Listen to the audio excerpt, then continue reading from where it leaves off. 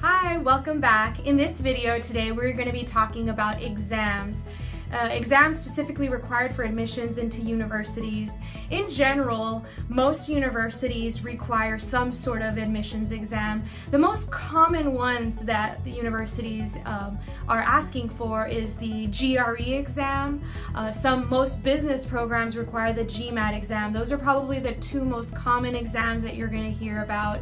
But be sure to know that as you were doing, as I talked in previous videos, to do your research, be sure that that university does require the GRE exam or the GMAT, or which one they do require, because not all universities require them and not all programs require them. So that's a good tip to know in terms of the exams that you're going to be needing to take. But before you even take the exam, there is some preparing that you should do. You can either choose to study on your own. A lot of people will go to Barnes & Noble, pick up a book. There's usually flashcards that teaches you about how to take this exam, because it is timed, so be sure that you practice and prepare for this exams properly.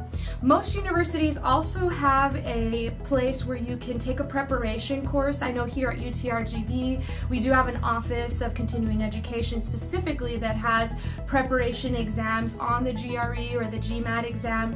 These preparation exams typically, or preparation courses rather, usually require a class time that you'll get a practice exam, you'll get an exam before and at the end of this preparation course.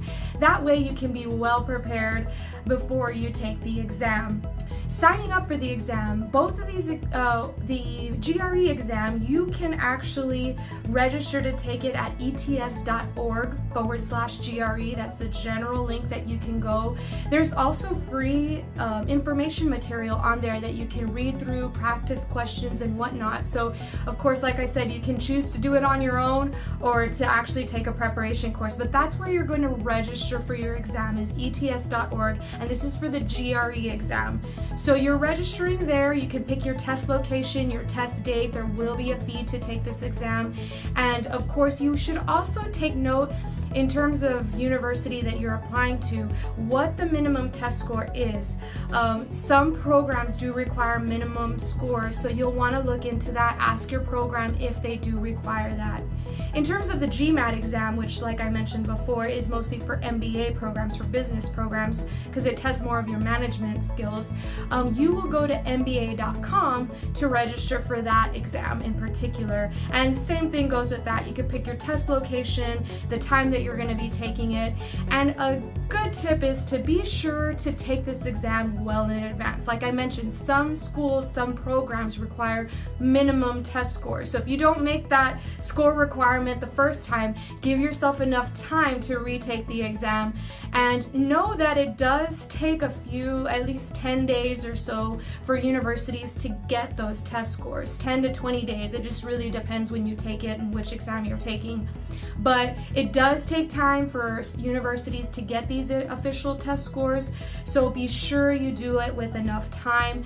Take note of the deadline, like I emphasized in the first video of doing your research. Take note of the deadline, because you don't want to get those test scores in the day after. Some very competitive programs will not even consider your application, even if you filled out everything else on that application. If you don't have your test scores in, your application will go straight to the trash. So be sure you get those scores in on time. So I mentioned official test scores. Just to kind of go into that a little bit, there's official test scores and unofficial test scores. Official means that your scores got sent directly from the testing agency to the university. So you cannot bring your scores in physically to the university. You cannot send them in, because if you do, because the agency will give you your unofficial test scores probably a lot quicker than the university will get them, but those will be considered unofficial. So most universities will accept those unofficial test scores, and for example, we'll accept them. We'll get started on processing your application with those unofficial, but we will need your official test scores in order to make your final decision. So be sure you take note of that the test scores do need to be sent directly from the agency to the university that you're applying to. So that was our video on testing, and we hope to see you next time in our next video. Of course, like I mentioned before, be sure to like us, share us with your friends, and we'll see you next time.